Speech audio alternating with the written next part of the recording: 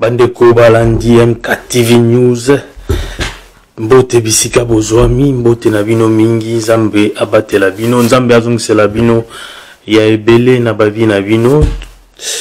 Vraiment merci na patience, merci na fidélité, merci pe na ba commentaire, ba j'aime, ba partage bozo ko sala, bozo ko sala ba partage ndenge bozo ko partager ba vidéo na biso pote tout ça là vraiment large diffusion et ça ko aider mingi. Merci na ba abonné et puis merci na ba oyo baza ko bazana likanisi ya ko s'abonner na kata chaîne na bino MKTV News Olandi biso pour la première fois. N'hésitez pas au s'abonner, ce qu'on s'abonner, qu'on bosse en atte, qu'on tient croche ya, qu'on active croche à notification, et ça vraiment très important, na bête à cassette kotoana, très important pour à chaque fois de publier vidéo, au cause là parmi les premières personnes, il y a cause à la notifier que MKTV News a publié vidéo, donc vraiment, zoata na yo, ya Rolanda biso, ya koyoka biso, analyser biso. Oyeba message nini topé sakana kati ya comprendre message nini topé sakana kati chaîne biso MKTV News ezaka masolo ya libération ya mboka na biso eza masolo ya amélioration ya ba vie sociale ya population congolaise en général biso nyonso toza ba habitants ya ba congolais biso nyonso toza ba congolais biso nyonso toza Congo na ba congolais baza libanda mboka na ba o baza na sur place combat na biso ils ont généralisé par Congolais de nationalité, donc Congolais nyonso azalazawa puis azalazawa puis Congolais nyonso combat na biso ezali pona ko libérer Congolais moko na moko po kozala na biso pe ko bimana kotika biso mboka na biso Congo ko kende na bamboka mipaya ezitokendaka to ezalaka tourisme te donc tokendaka to yaga na bamboka mipaya parce que Mboka na biso vie sociale ezate soubasme za la raté opportunité ezate vision ezate ata soko sali ndenge nino bundi ndenge nyonso mais mboka nde eza ko pesa yo ba opportunité te mboka ezo ko fungolelo ba porte te yango wana jeunesse nyonso congolais nyonso lukaka ba possibilité ba moyen nini akende ko se faire akende ko développer makamne na libanda na mboka oyo ayebi ke social ekozala bien donc vraiment yango wana biso na MKTV News tozana pona ko Kobunda itumba oyo ko soulever ko faire soulever population congolaise ozana na mboka pote bakanisaka ate ko kende ko sala vie à l'étranger ndeza fin ya makambo mais bakanisa ko libérer mboka po bazala capable pe ya ko sala ya ko mener vie na bango na mboko ya yo ko sala vie na yo ko sala business na mboko ya yo mes frères je te dis ezan esengo mingi ke ko kende ko sala vie ou business na mboka ya mpaya donc vaut mieux chez soi on se sent à l'aise plus à l'aise chez soi que à l'étranger malgré nous tous nous sommes des humains na eto solo là ande to mesana ko so na kata chaîne bino ya yamboto kende na masolo na biso oyebi nde ezalaka totia offrande na biso epa Nzambe na biso po yende mutu azo kopesa biso souffle de vie yende aza maître de toutes circonstances yende mutu asali ke na video ya lelo to solo la yende mutu akopesa biso inspiration oyo tokoloba na kati ya video ya lelo toujours na cadre ya motivation. Mon Dieu, mon roi, je vais chanter tes louanges. Mon Dieu, mon roi, je vais exalter ton nom. Mon Rédempteur, mon bon berger, à la Pentecôte, tu déverses ton esprit. Tu m'as baptisé de l'Esprit Saint du feu. Christ est en moi, l'espoir de la gloire. Le rocher des anges, Jésus, l'agneau de Dieu. Papa, tu es bon, oh oui, Père, tu es bon. Mon Dieu, tu es bon, oh oui, papa, tu es bon. Je te bénirai, je t'exalterai, je te scellé pour toute ma vie, combien tes bontés sont si précieuses, oh Dieu. Voilà, on a besoin passer bazaba ningana ndeko na bino ayeto beta masolo na biso na cadre de motivation ya population na cadre d'idéologie ya révolution pour to bandela makamunyo sa zéro révolution to révolter pour mboka na biso to buka nyonso de c'est-à-dire to buka constitution ya kala où ils ont même pas respecté na ba député na président na partout na gouvernement ya Congo donc to buka nyonso to changer makamunyo to changer système alors pour changer système mais ça a été ya ko changer gouvernement to mona na mboka na biso ba gouvernement eleki mais système wana ezo lekate système égoïsme système ka bango na famille na bango système dezo lekate mais ba tu ba changer tozaki na Mobutu akenda na ba impère na ebaleka to ina muze akufi to ina Kabila oyo Kanambe pa ye mais système ya Mobutu ya lekaka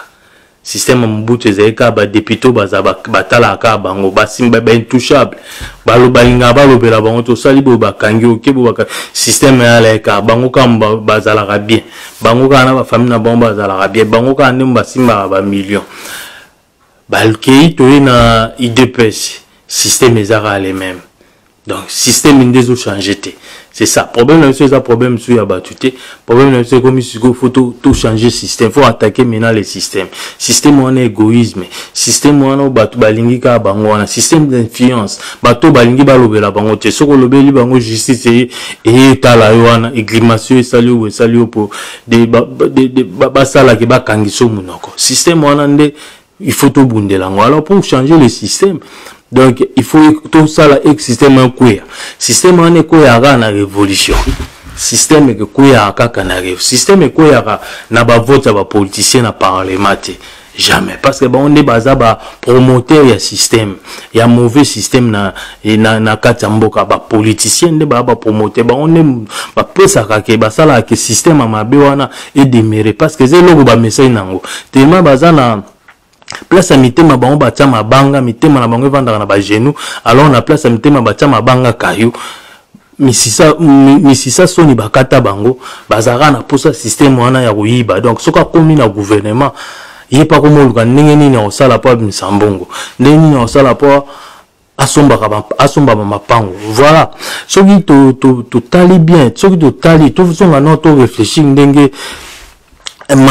mentalité ya ba député wana ndenge fonctionnaka tala bango bien lelo soka ba député wana lelo gouvernement so ezo sala make a se retrouver comme on est dans la carte de gouvernement réaction na bango liboso ezala nini na sepela bazui ba diplôme ba tia bango fufu na mutu ba sala feti na famille ba dépenser ba sepela do ba sepeli famille sepeli depuis là député sepela zu musala ayebi ka osimba ba millions akomi molobeli ya mboka na donc député ministre en fonction a sepeli famille bongi de perpétuité facilité à famille ba ndokende poto facilité pe ya yimo ka voyager donc là boso ba tcha na mutuna ba yango ba tcha population te bacha po moto bazo ko nommer ba opc responsabilité ya pays moto wana fa ba non elo alboseza osala fetité elo alboseza abando kanselo nini osala po améliorer na secteur oye azaleli ministre wana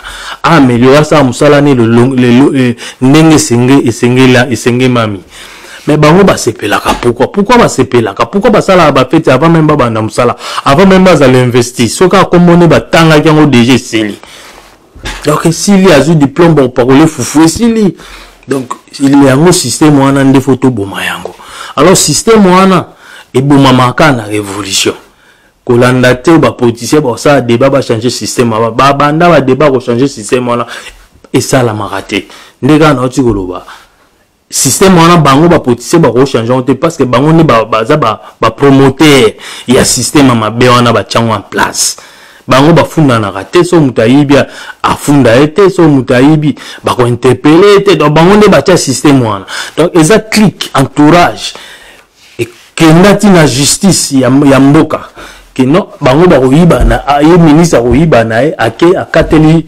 juge ata dossier lié à ministre na yibaki avandinye c'est le moti République dite démocratique du Congo, donc état de droit, nous sommes vraiment très loin d'être un état de droit. Voilà. Alors dans la vidéo en possession on balance les bino vidéo bino moboka vidéo et puis nazonga poto lobelela makambo muto ana lobi na kata vidéo un combattant de l'UDPS vidéo za combattant UDPS a sali mo ba proposition na emoko boy bon dans di vidéo à l'image et puis on revient. Le groupe parlementaire de l'UDPS est allié pour qu'il puisse endosser l'initiative de la procédure de légiférer sur notre proposition ou équation, premier mandat de Yafati,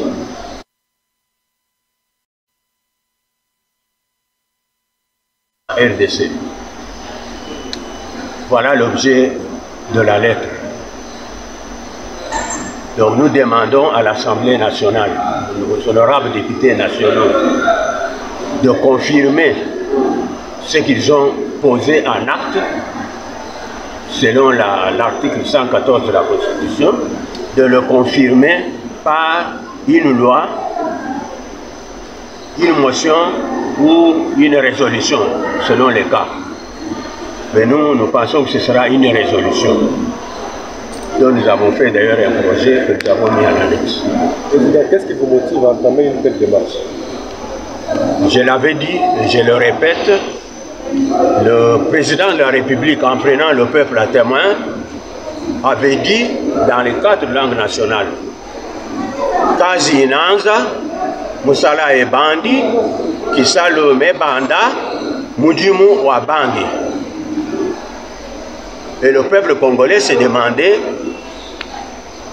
ça signifie que depuis 2019 jusqu'à fin 2020, il ne travaillait pas. Quand il dit Moussala et Bandi, ça veut dire qu'il ne travaillait pas. Nous aidons le peuple congolais à répondre à cette question grâce à l'analyse politique et historique de tous les actes qui ont été posés depuis le discours du chef de l'État du 23 octobre 2020. Si jamais cette procédure n'aboutissait pas, accepterez-vous le résultat?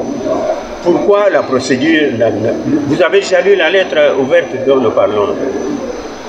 Nous remettrons la lettre, la copie de la lettre ouverte aux principales stations de radio et de télévision du pays pour que chaque organe puisse en pénétrer. Et quand vous allez lire cette lettre là-bas, vous comprendrez que les députés nationaux n'auront pas d'autre choix que d'adopter la résolution qui confirme que le premier mandat du chef de l'État, Félix Antoine Tshisekedi Tshilombo, ainsi que la nouvelle législature du Parlement congolais démarre le jour où ils vont adopter le programme d'action du gouvernement.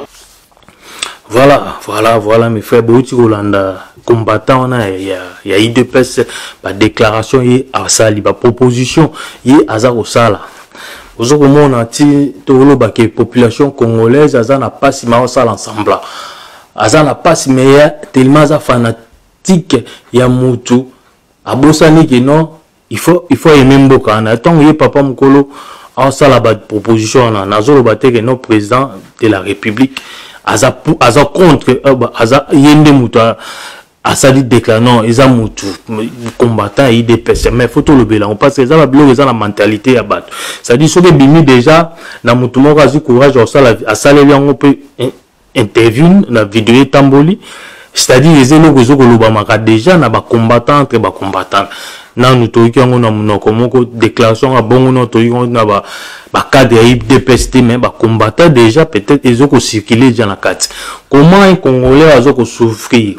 Comment un papa Congolais a na bana oyo a na possibilité te ya ouler sa bango a na possibilité te ya osombe la bango lié kimoko na tongo ba melakati a na possibilité même pas ya osombe la bango miliki mais papa wana asali vidéo pour appeler sa proposition que non nde si gouvernement oyo ebimi ya Sam ebimi alors les 3 ans ou bien les 2 ans et demi ya Félix Tshisekedi tobosa na yango abanda siko nde mandat na esiko kona constitution wapi bozo mona ta ba combattant na ebité so batanga ka constitution mboka ese mboka to ko tamsaka mboka ata mboka ngo ko tambola kana ba fou la population za ba fou yamba lobaka.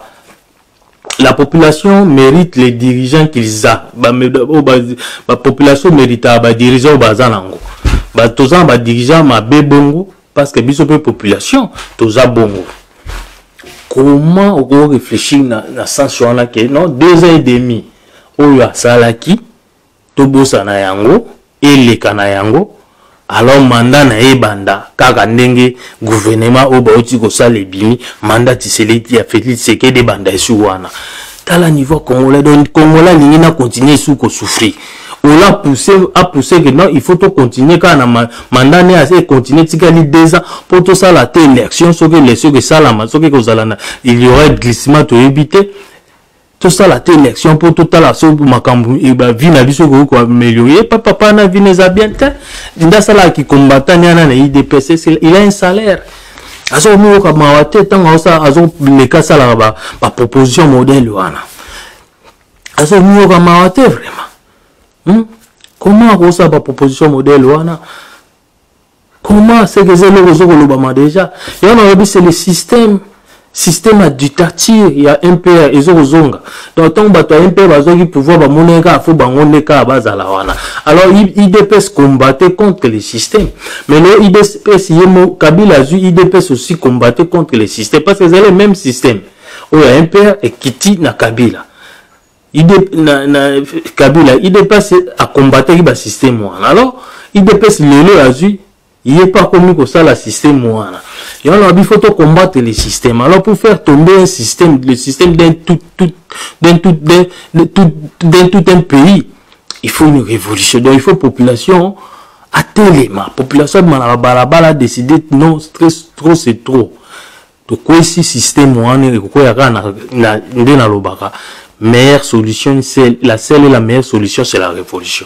Donc et quoi tant que révolution ça la masse dit système et quoi maamio ce quoi ba bandela ka maamio à zéro ba loi sika ba constitution sika ndeko ça les laver ba mentalité de système pe ozala sika makambo to ki nete te pour makambo wana tant que ce que bandela to bandela maamio à zéro na muta fandi to fandi moko na représentant ya moko na moko avandi na table toujours ça la ba loi ensemble.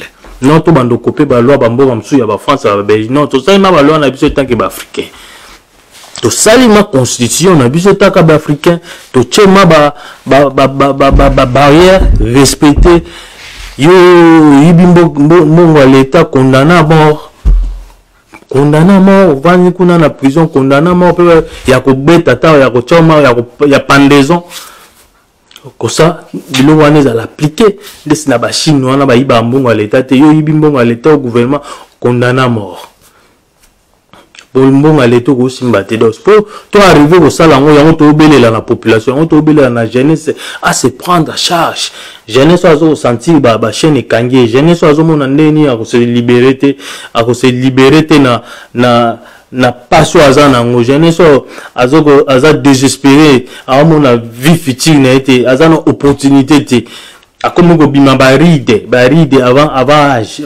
avant même comme ko sala jeunesse on ande to belela a téléma à se prendre en charge pour nous combattre système est en place pour nous faire la révolution tout bande la maomio sur le zéro tout cha système susu ya sika na katamboka eko sunga moko na moko sunga congolais moko na moko ba oba na mboka na ba opé ba libanda eko benga pe ba investisseur ba ya na mboka soki ba moni payer comme sérieux eko attirer ba investisseur ba ya pour ba ebike mboka aneza mboka za na ba richesse naturelle mais moi ba yande ba ya siko ezate parce que mboka eza na gouvernement te mboka eza na ba principité mboka eza na ba loi te mboka mutasala ga onyo so alingi ko sala mboka moko eza okola batu donc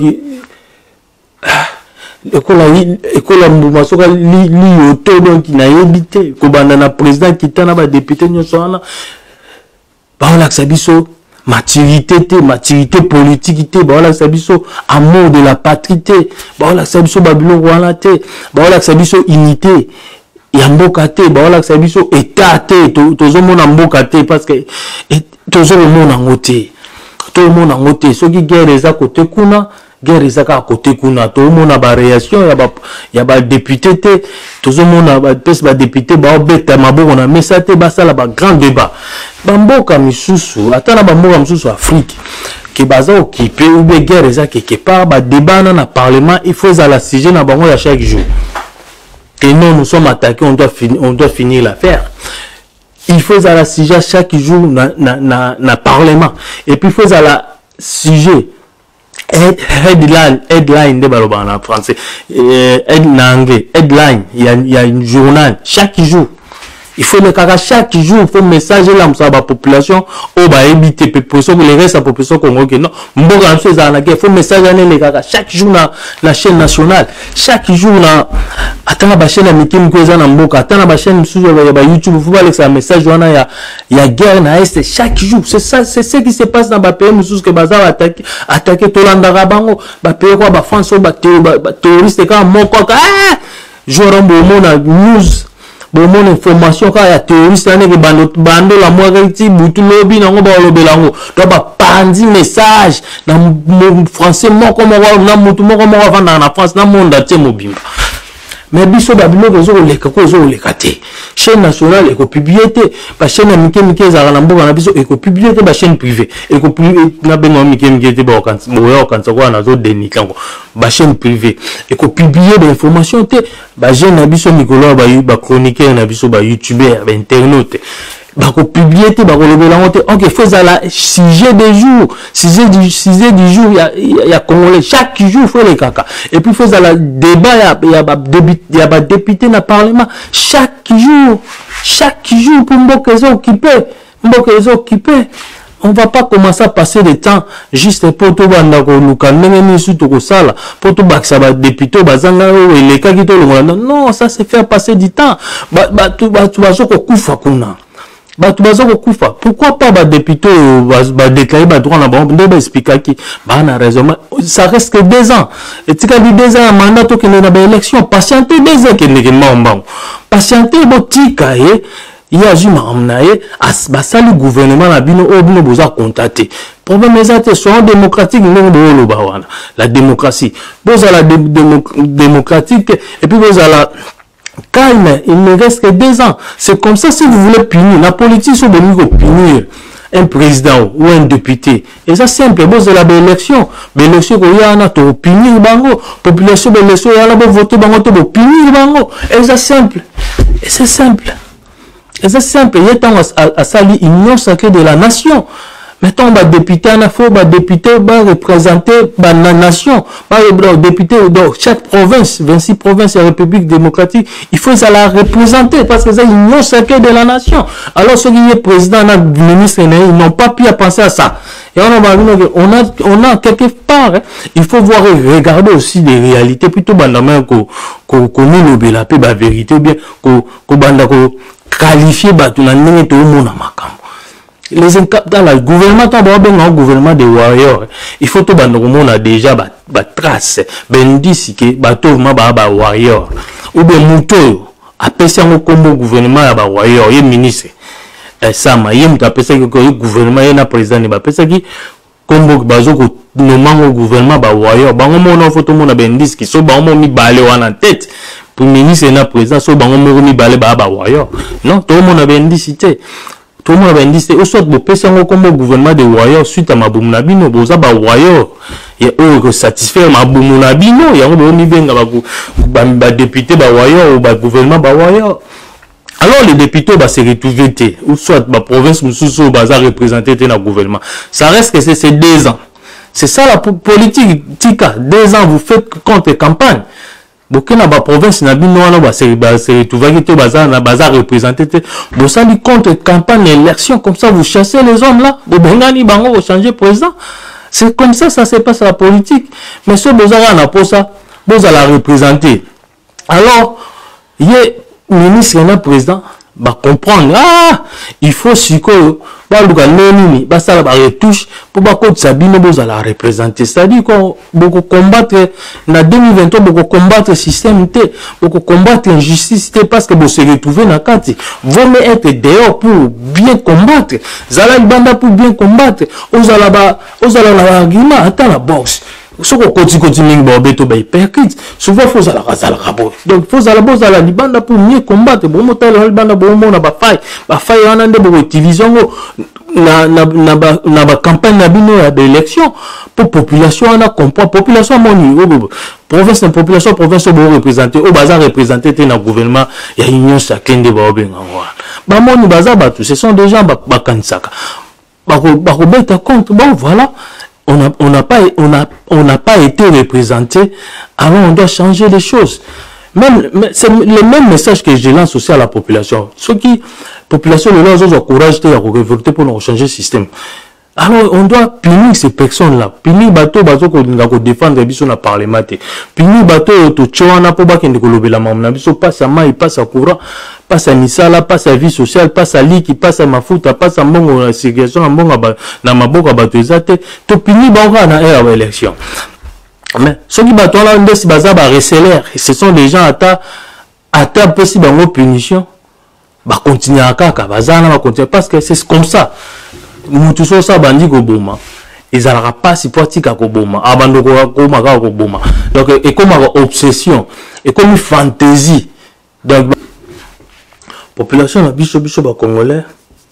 Il faut que ba nini to combattre batwana parce que nandoko loba ce qui muta abomaka bato et comme akokola obsession soka bandeko boma ya muta liboso bomi bakangete akoboma ya mibale bakangete donc et comme habitude a comme obsédé a comme na posa koboma a créer loko moko babenga a créer fantaisie moko na vie na a comme ko se réjouir soki azoboma moto et comme ça là est bien et ça il a se réjouir ça tant abomaka moto et ça ndenge mona ba politicien na biso ndenge mona ba député na biso lelo ba mesani na système ya koyiba ba mesani na système ke nazana pona nga na famille na nga na libumu na nga ba yamba benga ba warrior eza juste pona ko remplir ba ventre na bango ko bongsa famille na bango c'est pas les warriors pour combattre pour la population ba améliorer vie sociale la population ou bien améliorer situation en général ya mboka c'est pas les warriors wana na ndenge ba benga na bango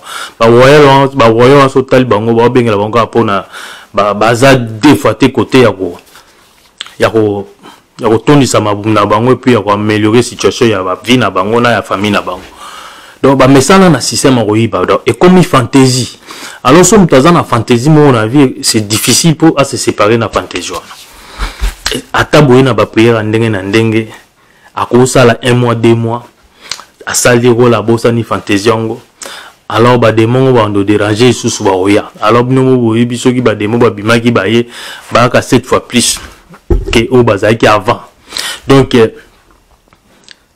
obsession comme na bango déjà eza na bango déjà que soki na komika ministre soki na komi député alors que na komi ma ministre en fonction on travaille na kati ya gouvernement loka liboso ba ndako bana na poto bango tout bana kasi na poto ah cousin yo te yo zala na koto na peso poste poto travailler yo fo zala ka po travailler nanga bambongo wana to ndozwa to baneni tout ça ngo ils ont obsession et on a le faut combattre le système combattons le système pour nous quoi ce système la seule façon ils ont bon partout la seule façon la meilleure façon de quoi ce système d'un pays ils ont la révolution. C'est la révolution de quoi ça système. Révolution de quoi ça système. Mais ça te la réforme ba politicien. Révolution. O bobimi bozongate. Bande on a besoin beni bazakuna. Banda ba bimi au 16e jour. Pour ça la ba marche et pousser mon école à dévoiler à l'obake non génocide déjà créé dans le gouvernement congolais a bangote ça gouvernement la biso nezo sala ba de génocide à dénoncer. suite à pression. Donc bango ba ko pression te. Bango ba elo ba banga ezaka population, masse ya population, masse na détermination à population et sili bazonga kasima ba bangaka. Mais ceux qui ba bilo wana zo salama na lelo zo salama na province alors que le gouvernement central et la République démocratique du Congo est à Kinshasa, toujours au sein de la peine ba Kinois. Ba Kinois, avant d'arriver Kinois, on se retrouve na Kinshasa. Ba tellement bas la révolution pour tout changer le système. Révolution, au bandit jana benywana, to benga onja révolution. Et téléma la province nyonso, to belé la province nyonso bazo arele wana. Kinshasa pe soka zurele. To sali to se compasser na ba habitant ya ben to sangani mokili mobimba. Tu verras ba biloko ya pampamba oyo. Ba mazeti so ba mazeti ya pampamba ba député ba sale sila. Ba paratambango. Ata ba lo ba voter biso botika biso sa musala. To tika bino bosala musala na bino bosala ngo to tika bino bosala kate. Nana tia bino pression peksa bino musala na bosala musala bino. Et là nous bokondo ça na parler du peuple. Combien de débats bosala déjà pour na mai na courant na Kinshasa na parler du peuple. Combien de débats, combien de fois bozaki ja frustré pour une population azozanga ma vie sociale la population zate makambo ya vie sociale na ya vie ya population na ya population congolais bolobela ngo ka likolo la léger pour faire plaisir pour quand ba congolais ka ke bolobela que c'est bo salela ngo ma débat comme il faut. Comme un député, ça va débat pour les cambazo, motion zo soulever, les cambazo lobela na parlement. Et ça là, ma débat, tia ici, il y a l'isolo na zo lobana parlement comme en réalité changer les situations. Vous êtes les députés pour changer les choses. Vous avez des députés pour vous kende, vous comme député, vous continuez sur notre système à ma berne. Vous s'affoncez sur notre système à berne. Bino sous comme ça système en sous les pieds, vous comme empire en lisus. Donc c'est ça. Beaucoup comme policier pour changer la situation d'un pays, créer la politique, pour créer le fonctionnement de pays. Mais ce beaucoup ça, beaucoup de députés, s'enfoncer dans le mal. Mal aux wana. Autant vous avez un député, vous avez un si autant beaucoup de députés, beaucoup de souga dans ma béwana. Alors là, tu as maintenir ma banque à un niveau beaucoup de l'argent. Tu as bien empiré en lissus. Pas si peu mawa. Pas si peu mawa. Il y a une population qui faut un message toujours lancer il y a révolution. Au télévision pour la première fois, n'hésitez pas au s'abonner à la chaîne Abino. Les chaînes, ils ont makambo tenten na milute. Tu beta na biso ba masolo ya mutakalisation te. Mais tu beta pe ba masolo ya ba vie ndele kana poto. Aux appels à l'isolo na yo likambo lekela ki yo mo na vie ozoluka ndenge nini o partager na bato zo ko mona te numéro ezawana MKTV News pembe lokola madiaba obengi biso beti l'isolo na yo to ko betonga lolenge yo olingi to beta discrétion eza discrétion na yo eza à 100% assuré. Donc voilà pembe lokola madiaba la voix qui crie dans le silence du désert to comme na suka vidéo na biso bozala toujours connecté na chaîne Abino à chaque fois to publier vidéo bozala vraiment les premiers à les partager à aimer et partager aimer aussi et puis si vous avez aussi le cœur de vous abonner abonnez-vous à la chaîne Abino tout ça là vraiment large diffusion.